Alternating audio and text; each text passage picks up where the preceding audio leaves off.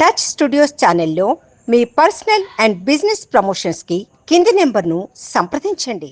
మరి ఉన్నట్టుండి ఏమైందో తెలియదు. నైట్ అరెస్ట్ వారెంట్ ఉంది అని చెప్పి నైట్ వచ్చి కేవీఆర్ని అరెస్ట్ చేయడం, ఎర్ర బుక్కుని పదం మార్చి ఇంకొక రకంగా ఏదో ఎర్రి అని చెప్పి ఏదో మాట్లాడు అని చెప్పి దాన్ని చిత్రీకరించి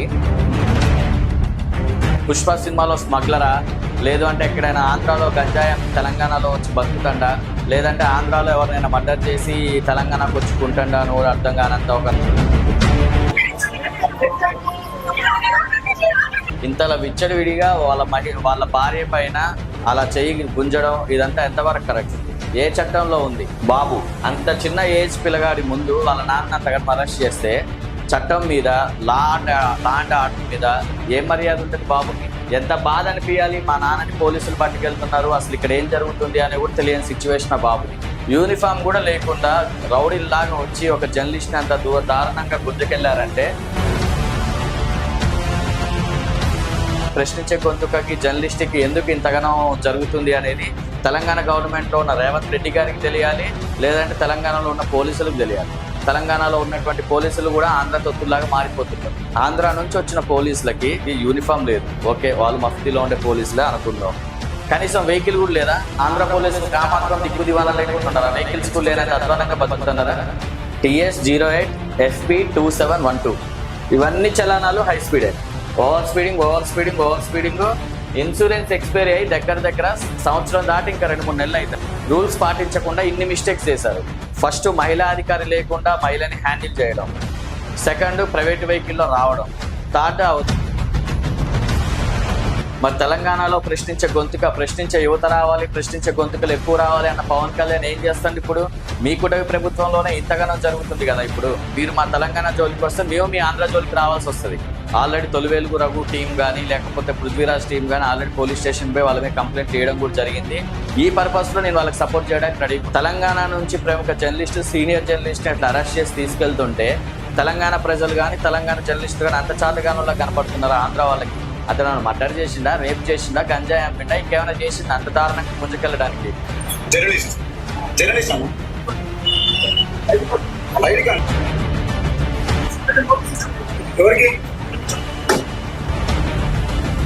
జర్నలిస్ట్ ఒక వీడియో తీస్తుంటే నువ్వెవరు అనే అంత స్థాయికి దిగజారిపోయిన ఆంధ్ర పోలీసులు వచ్చి తెలంగాణలో పెత్తనం చేస్తుంటే తెలంగాణలో ఉన్నటువంటి ప్రతి ఒక్క జర్నలిస్ట్ కూడా ఆంధ్ర గవర్నమెంట్కి అడ్డం తిరగాల్సి వస్తుంది. కేవీఆర్ గారిని ఎమ్మటే రిలీజ్ చేయాలి, యథావిధిగా ఎలా ఉందో అలా జరగాలి. ఆ మహిళ వాళ్ళ భార్యకి బహిరంగంగా క్షమాపణ కూడా చెప్పాలి పోలీస్ సిబ్బంది.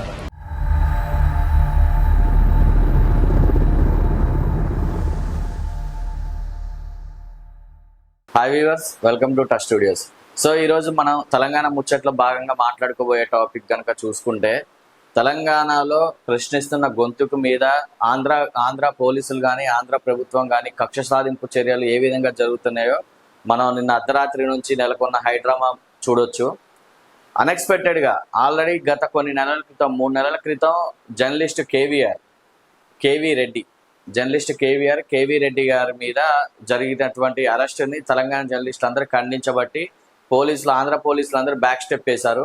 మరి ఉన్నట్టుండి ఏమైందో తెలియదు. నైట్ అరెస్ట్ వారెంట్ ఉంది అని చెప్పి నైట్ వచ్చి కేవీఆర్ని అరెస్ట్ చేయడం ఒక హైడ్రామా వాతావరణం నెలకొంది అనుకోవచ్చు.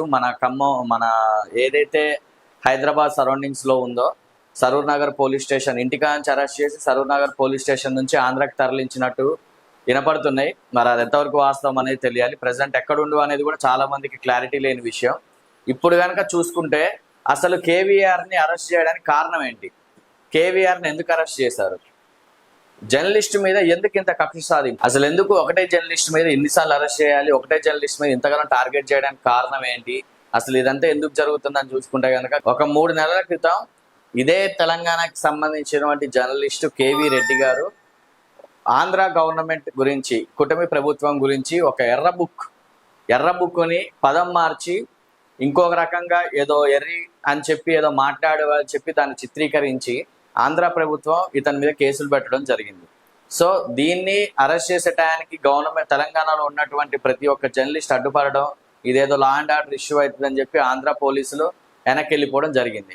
బట్ ఇప్పుడు నిన్నటికి నిన్న మళ్ళీ దానికి ఏదో కొత్తగా యాడ్ చేసి ఇవాళ అరెస్ట్ చేయడానికి కారణం ఏందనేది ఇప్పటికీ ఎవరికి అర్థం కావట్లేదు. సో ఒక వీడియో కనుక చూసుకుంటే, నిన్న ఆంధ్ర పోలీసులు ప్రవర్తించిన తీరు ఎంత దారుణంగా ఉందంటే, అతను ఏదో పుష్ప సినిమాలో స్మగ్లరా, లేదు అంటే ఎక్కడైనా ఆంధ్రాలో గంజాయి అమ్మి తెలంగాణలో వచ్చి బతుకుతాడా, లేదంటే ఆంధ్రాలో ఎవరినైనా మర్డర్ చేసి తెలంగాణకు వచ్చుకుంటాడా అని కూడా అర్థం కానంత ఒక రౌడీ షీటర్ని, ఒక రేపిస్ట్ని తీసుకెళ్ళినంత దారుణంగా తీసుకెళ్లారు.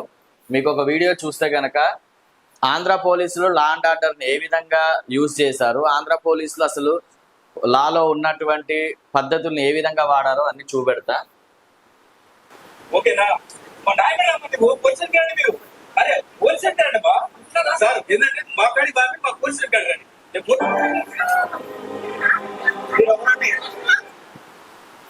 ఇది గనక చూసుకోండి ఒకసారి.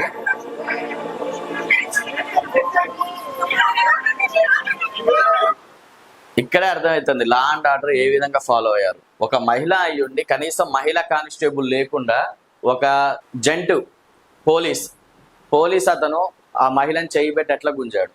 కనీసం ఒక జర్నలిస్ట్ భార్య, ఒక జర్నలిస్ట్ కుటుంబం, ఒక జర్నలిస్ట్ అనే ఒక మర్యాద లేకుండా ఇంతలా విచ్చడివిడిగా వాళ్ళ భార్య పైన అలా చేయి గుంజడం, ఇదంతా ఎంతవరకు కరెక్ట్? ఏ చట్టంలో ఉంది? మహిళా అధికారి లేకుండా మహిళను టచ్ చేయడానికి పోలీస్ అధికారులకి ఏ చట్టం చెప్తుంది, ఏ హైకోర్టు చెప్తుంది, ఏ లాయర్ చెప్తుంది, ఏ రకంగా వీళ్ళు మిస్యూజ్ చేశారు దీన్ని. ఇంకొకరు కూడా చూసుకోండి, ఈ సరౌండింగ్స్ లో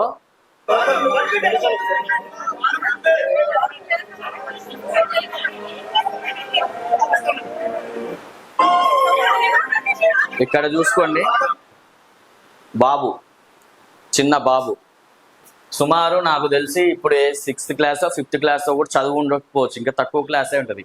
అంత చిన్న ఏజ్ పిల్లగాడి ముందు వాళ్ళ నాన్న అంతగానో అరెస్ట్ చేస్తే చట్టం మీద, లా అండ్ ఆర్డర్ మీద ఏం మర్యాద ఉంటుంది బాబుకి? ఫ్యూచర్లో మీ మీద ఏ రకంగా మర్యాద ఉంటుంది? పోలీసులు అంటే ఇట్లే ఉంటారా? లా అండ్ ఆర్డర్ అంటే ఇట్లే ఉంటుందా? ఎంత బాధ అనిపించాలి, మా నాన్నని పోలీసులు పట్టుకెళ్తున్నారు, అసలు ఇక్కడ ఏం జరుగుతుంది అని కూడా తెలియని సిచ్యువేషన్ ఆ బాబుది.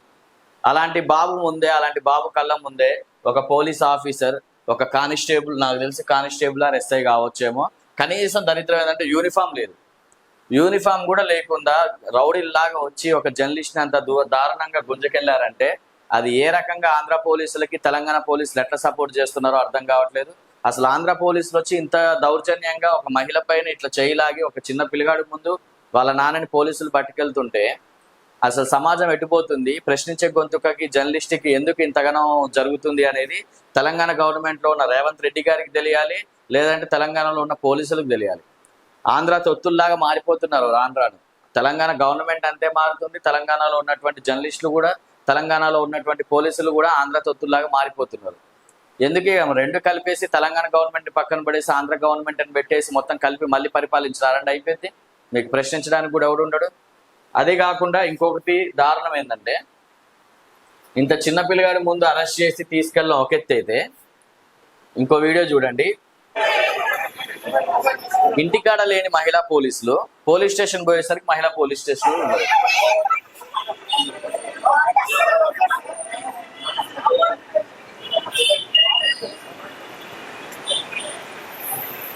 ఓకే, అరెస్ట్కి అటో ఇటో సహకరించిండు అనుకుందాం కేవీ రెడ్డి, అయిపోయింది ఇంతవరకు, ఓకే బాగానే ఉంది. నెక్స్ట్ జరిగే కామెడీ మాత్రం మామూలుగా ఉండదు. ఆంధ్ర నుంచి వచ్చిన పోలీసులకి గవర్నమెంట్ ఉద్యోగం మీద వచ్చిన పోలీసులకి యూనిఫామ్ లేదు. ఓకే, వాళ్ళు మఫ్తీలో ఉండే పోలీసులే అనుకుందాం.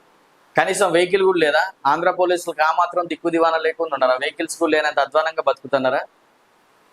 వెహికల్స్ కూడా లేనంత, కనీసం ప్రైవేట్ వెహికల్ చూడండి ఒకసారి, ఆ వెహికల్ డీటెయిల్స్ కూడా నేను చూపెడతా.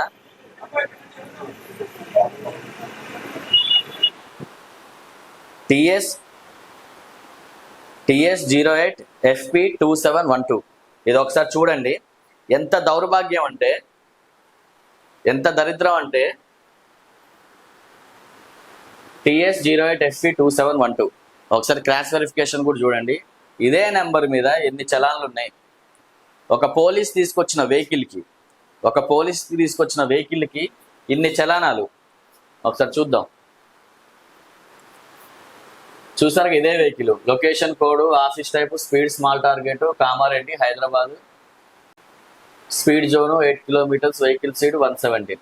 హై స్పీడ్ మీద ఫైన్. ఒక్కటి కాదు, రెండు కాదు, దగ్గర దగ్గర ఎన్ని చలానాలు ఉన్నాయో ఇవన్నీ చలానాలు హై స్పీడే.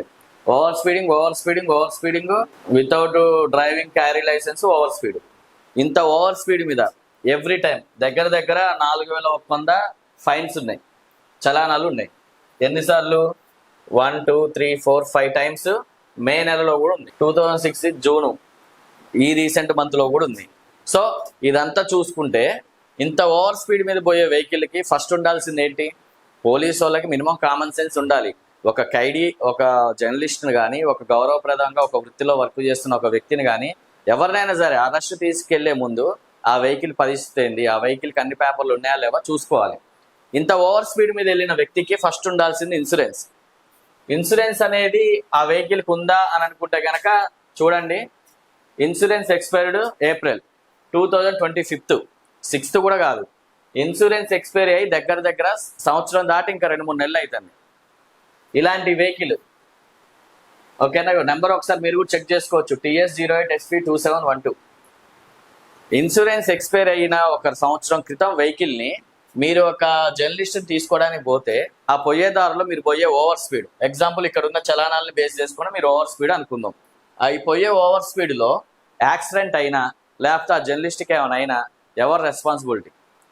ఇదంతా పక్కన పెట్టండి. ఒక పోలీస్ వృత్తిలో ఉండి రూల్స్ పాటించాల్సిన మీరే రూల్స్ పాటించకుండా ఇన్ని మిస్టేక్స్ చేశారు. ఫస్ట్ మహిళా అధికారి లేకుండా మహిళని హ్యాండిల్ చేయడం, సెకండ్ ప్రైవేట్ వెహికల్లో రావడం, థర్డ్ వచ్చిన వెహికల్కి ఏమైనా ఉన్నాయా అంటే ఏమీ లేవు. ఇన్సూరెన్స్ ఎక్స్పైర్ అయ్యి సంవత్సరం దాటింది, దాని మీద ఉన్న చలానాలు. మీరు ఎట్లా పోలీసులు అంటే ఎట్లా నమ్మాలి? మీరు అసలు పోలీసులేనా లేదంటే ఆంధ్ర గవర్నమెంట్ పంపించిన రౌడీలు అనుకోవాలా? ఎవరు అనుకోవాలి? ఒక జర్నలిస్ట్ని ఇదనే కాదు, ఆంధ్రాలో, తెలంగాణలో, అసలు తెలంగాణ నుంచి ఆంధ్రాలో ఉన్న ప్రభుత్వాన్ని ప్రశ్నిస్తే దారుణాలేనా? ఆంధ్రాకు సంబంధించిన ఎవరు కూడా వేరే టీఆర్ఎస్ గవర్నమెంట్ని కానీ ఎవరిని కానీ లేదంటే వైఎస్ఆర్సీపీని కానీ ప్రశ్నించట్లేదా? అమ్మ నా బూతులు తిడుతున్నారు, అమ్మ నా బూతులు తిట్టుకుంటున్నారు సోషల్ మీడియా వైజ్గా. మరి వాళ్ళు ఎందుకు అరెస్ట్ చేయలేదు? లా అండ్ ఆర్డర్ ఇష్యూ వస్తుందంటే జస్ట్ కూటమి ప్రభుత్వాన్ని ప్రశ్నించినందుకేనా ఈరోజు తెలంగాణ జర్నలిస్టు మీద మీరు ఇంత కక్ష సాధింపు చర్యలు? ఈరోజు ఇతను కావచ్చు, రేపు నేను కావచ్చు, ఎల్లుండి ఇంకొకరు కావచ్చు. సో ఆంధ్ర గవర్నమెంట్ని ప్రశ్నిస్తే అరెస్ట్ చేయడానికి సిద్ధమైతే ఇక్కడ నుంచి ప్రశ్నించడానికి చాలా గొంతుకలు రెడీ ఉన్నాయి. ఇక్కడ నుంచి ఆంధ్ర గవర్నమెంట్ని ప్రశ్నించడానికి చాలా మంది రెడీగా ఉన్నారు. మీరు మా తెలంగాణ జోలికి వస్తే మేము మీ ఆంధ్ర జోలికి రావాల్సి వస్తుంది. సైలెంట్గా ఉన్న వాళ్ళని, ఎవరి పని వాళ్ళని చేసుకుంటున్న వాళ్ళని ఎందుకు ఇట్లా రెచ్చగొడతారో కూడా అర్థం కావట్లేదు. ఇది పక్కన పెడితే ఆ తెలంగాణ మీద అంత ప్రేమ ఉన్న పవన్ కళ్యాణ్ మరి తెలంగాణలో ప్రశ్నించే యువత రావాలి, ప్రశ్నించే గొంతుకలు ఎక్కువ రావాలి అన్న పవన్ కళ్యాణ్ ఏం చేస్తాడు? ఇప్పుడు మీ కూటమి ప్రభుత్వంలోనే ఇంతగానో జరుగుతుంది కదా, ఇప్పుడు మీ కూటమి ప్రభుత్వంలోనే వచ్చి ఇంత దౌర్జన్యంగా జరుగుతుంది కదా. 100% ఎవరైతే ఆ మహిళ మీద, జర్నలిస్ట్ భార్య మీద చేయేశారో అతన్ని డ్యూటీ నుంచి సస్పెండ్ చేయాలి. ఏదో 1 కాదు 2 నెలలు కాదు, లైఫ్ లాంగ్ బాధపడే విధంగా అతనికి పనిష్మెంట్ ఇవ్వాలి. 100% మా జర్నలిస్టులందరూ కూడా ఆల్రెడీ తొలివేలుగు రఘు టీం కానీ లేకపోతే పృథ్వీరాజ్ టీం కానీ ఆల్రెడీ పోలీస్ స్టేషన్ పై వాళ్ళ మీద కంప్లైంట్ చేయడం కూడా జరిగింది. ఈ పర్పస్లో నేను వాళ్ళకి సపోర్ట్ చేయడానికి రెడీగా ఉన్నా, ఓకేనా? కాబట్టి 100% వాళ్ళ మీద పనిష్మెంట్ జరగాలి. అంతేకాకుండా ఆంధ్ర పోలీసులు వచ్చి తెలంగాణ పోలీసులు సహకారం తీసుకొని మినిమం సేఫ్టీస్ లేకుండా, మినిమం వాళ్ళు వాడే వెహికల్కి ఇంకా దరిద్రం నెంబర్ ప్లేట్ కూడా సగమే ఉంది. మీకు అది కూడా చూడండి ఒకసారి. ఆ వెహికల్కి ఏ వెహికల్ మీద అయితే వచ్చారో చూడండి ఒకసారి.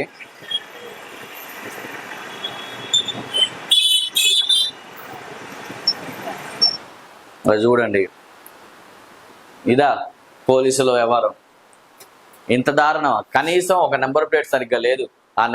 వాళ్ళు తీసుకొచ్చిన ప్రైవేట్ వెహికల్కి ఇన్ని వేల ఫైన్లు, అంతేకాకుండా ఇన్సూరెన్స్ లేదు. ఇవేమీ లేని ఒక డొక్కు వెహికల్లో, ఇవేమీ లేని కనీసం ఫిట్నెస్ కూడా ఉందో లేదో కూడా ఐడియా లేదు నాకు తెలిసి ఆ బండికి. అలాంటి వెహికల్లో తెలంగాణ నుంచి ప్రముఖ జర్నలిస్ట్, సీనియర్ జర్నలిస్ట్ని అట్లా అరెస్ట్ చేసి తీసుకెళ్తుంటే తెలంగాణ ప్రజలు కానీ తెలంగాణ జర్నలిస్టులు కానీ అంత చాతగానంలో కనపడుతున్నారు ఆంధ్ర వాళ్ళకి. బరాబర్ చెప్తున్నా, ఏదైతే ఇప్పుడు అరెస్ట్ చేశారో కేవీ రెడ్డి గారిని ఎట్లా తీసుకెళ్లారో అట్లే తీసుకొచ్చి, ఈ వెహికల్లో కాదు మంచి వెహికల్లో తీసుకొచ్చి మళ్ళీ మా తెలంగాణలో వదిలిపెట్టకపోతే కనుక తెలంగాణలో ఉన్నటువంటి జర్నలిస్ట్ సంఘాలన్నీ కూడా, తెలంగాణలో ఉన్నటువంటి ప్రతి ఒక్క జర్నలిస్ట్ కూడా ఆంధ్ర గవర్నమెంట్కి అడ్డం తిరగాల్సి వస్తుంది. ఇది నాకు తెలిసి కూటమి ప్రభుత్వానికి ఆంధ్ర ప్రజల ద్వారా ఒక వార్నింగ్ అనుకోండి, లేదంటే ఇంకేమైనా అనుకోండి. ఇట్లా ప్రశ్నిస్తున్నందుకు మమ్మల్ని కూడా అరెస్ట్ చేసుకోండి, వస్తాం, మాకు సమస్య ఏం లేదు, ప్రాబ్లం ఏం లేదు. బట్ మీరు చేసేది చాలా తప్పు. లేనిది ఉన్నట్టు క్రియేట్ చేసి అయిపోయిన కేసుకి ఇంకోటి ఏదో యాడ్ చేసి మళ్ళీ రావాలి, నువ్వు పోలీస్ స్టేషన్కి రావాలి. అతను మర్డర్ చేసిండా, రేప్ చేసిండా, గంజాయి అమ్మిండా, ఇంకేమైనా చేసిండా అంత దారుణంగా గుంజుకెళ్ళడానికి? చిన్న చిన్న పిల్లల ముందు, వాళ్ళ భార్య ముందు అంతగానో ప్రాధాయపడుతున్నా నోటీసులు ఇస్తే నోటీసులు తీసుకెళ్ళాలి. ఇక్కడ ఒక ప్రబుద్ధుడు ఉండు, ఇంకో పోలీస్ ఆఫీసరు, నిజంగా ఆయన క్వశ్చన్ అడగడానికి మన తెలంగాణ గవర్నమెంట్ చాతకంతరం అనుకోవాలి.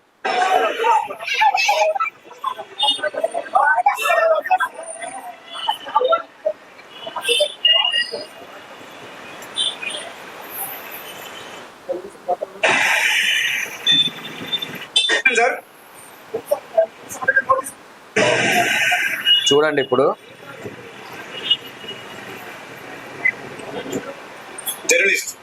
జర్నలిస్ట్ అన్న ఐడి కార్డ్ యూట్యూబ్ లో కొట్టేస్తా సార్. జర్నలిస్ట్ రాకేషన్ కొట్టండి సార్. చూసారా ఎంత ధైర్యంగా ఐడి కార్డు చూపెట్టండి అని అంటే మన తెలంగాణ గవర్నమెంట్ చాతగాని గవర్నమెంట్ అని వాడికి కూడా అర్థమైంది. ఇంతవరకు ఐడి కార్డులు ఇవ్వలేదు, అక్రిడేషన్లు అందరికీ ఫుల్ ఫ్లెడ్జ్డ్గా ఇవ్వలేదు అని వాళ్ళకు కూడా తెలుసు. కాబట్టి అంత ధైర్యంగా ఐడి కార్డు ఇవ్వని అడుగుతున్నారు. అదే అక్రిడేషన్లు ప్రాపర్ టైంలో ప్రాపర్గా పర్ఫెక్ట్ గైడ్లైన్స్లో ఇచ్చుంటే ఈ రోజు ఒక ఆంధ్ర పోలీసు తెలంగాణ గవర్నమెంట్లో ఉన్నటువంటి తెలంగాణ జర్నలిస్ట్ని అంత ధైర్యంగా ఐడి కార్డు చూపెట్టని అడిగేటోడు కాదు. సో ఇక్కడ తెలంగాణ గవర్నమెంట్ మిస్టేక్ కూడా చాలా వరకు ఉంది. అంతేకాకుండా చూడండి ఇక్కడ సార్ ఎవరికి మీరు చెప్పారు అయితే అంతే. ఇక చూసారా అంత నెగ్లెన్స్ ఉంది. కనీసం ఒక యూనిఫామ్ లేదు, ఏమీ లేదు, బట్టలు లేవు, సరిగ్గా తీసుకెళ్లే వ్యక్తికి ఎలాంటి బట్టలు ఉన్నాయి, కెమెరామ్యాన్ కనీసం కెమెరా నువ్వెవరు, జర్నలిస్ట్ ఒక వీడియో తీస్తుంటే నువ్వెవరు అనే అంత స్థాయికి దిగజారిపోయిన ఆంధ్ర పోలీసులు వచ్చి తెలంగాణలో పెత్తనం చేస్తుంటే మరి మన తెలంగాణ పోలీసులు ఏం చేస్తున్నారో, నిద్రపోతున్నారో, లేకపోతే తెలంగాణ ప్రభుత్వం తెలంగాణ వాళ్ళు చాతగాక ఆంధ్ర పోలీసుల్ని వాడుకుంటున్నారో అర్థం కావట్లేదు. సో 100% జర్నలిస్టు కేవీఆర్ గారిని అరెస్ట్ చేయడం అనేది చాలా దౌర్భాగ్యం, చాలా దౌర్జన్యం. అంతేకాకుండా తెలంగాణలో చాలా మంది ప్రశ్నించే గొంతుకలు ఉన్నారు, ఒక్కరు కాదు, ఇద్దరు కాదు, చాలా మంది ప్రశ్నించే క్యాండిడేట్స్ ఉన్నారు. వాళ్ళందరినీ అరెస్ట్ చేస్తారా? ఈ రోజు ఆంధ్ర గవర్నమెంట్ మేమందరం కూడా నా ప్రీవియస్లో చూసుకుంటే కూడా పవన్ కళ్యాణ్ తెలంగాణకు రావడానికి ఆయనకి సర్వ హక్కులు ఉన్నాయన్న మేము ఈ రోజు ఇతను అరెస్ట్ ఎందుకు ఖండిస్తున్నాం? అరెస్ట్లో తప్పులు ఉన్నాయి, మీరు అరెస్ట్ చేసే పద్ధతి ఉంటుంది. అరెస్ట్ ఓకే చేసుంటే, అరెస్ట్ వారెంట్ ఉండుంటే దానికి తగ్గట్టుగా మీరు ప్లాన్ చేయాలి. కానీ వాళ్ళ భార్య మీద మీరు చేయబట్టి గుంజి అక్రమంగా పక్కకు దోసేయడం, మహిళా పోలీసు లేకుండా మీకు ఏ హక్కులు ఉన్నాయని ఈ విధంగా చేశారు. చిన్న బాబు ముందు కనీసం హ్యూమనిటీ లెవెల్లో ఆలోచించిన, మానవత్వంతో ఆలోచించినా కానీ ఒక తండ్రిని కొడుకు ముందు ఇట్లా చేయడం కరెక్ట్ కాదు. ఆ పిల్లగాడికి ల్యాండ్ ఆర్డర్ మీద నమ్మకం పోతుంది, ఫ్యూచర్లో ఎలా ఉండబోతాడో, మమ్మల్ని చూసి ఇట్లుండాలి అట్లుండాలి అని తీసుకోవాల్సిన వ్యక్తి ముందు మీరు అంత చిల్లరగా బిహేవ్ చేశారంటే పోలీసు మీ విజ్ఞతకి వదిలేస్తాను ఆంధ్ర పోలీసులకి. సో మా డిమాండ్ ఏం లేదు, అందరు జర్నలిస్టుల తరపున, మా తరపున కానీ, మా టచ్ స్టూడియోస్ తరపున కానీ కేవీఆర్ గారిని ఎమ్మటే రిలీజ్ చేయాలి. యథావిధిగా ఎలా ఉందో అలా జరగాలి. ఆ మహిళ వాళ్ళ భార్యకి బహిరంగంగా క్షమాపణ కూడా చెప్పాలి పోలీస్ సిబ్బంది. సో మరిన్ని వివరాల కోసం మా ఛానల్ని సబ్స్క్రైబ్ చేయండి. Thank you so much. Keep in touch. Please touch subscribe button.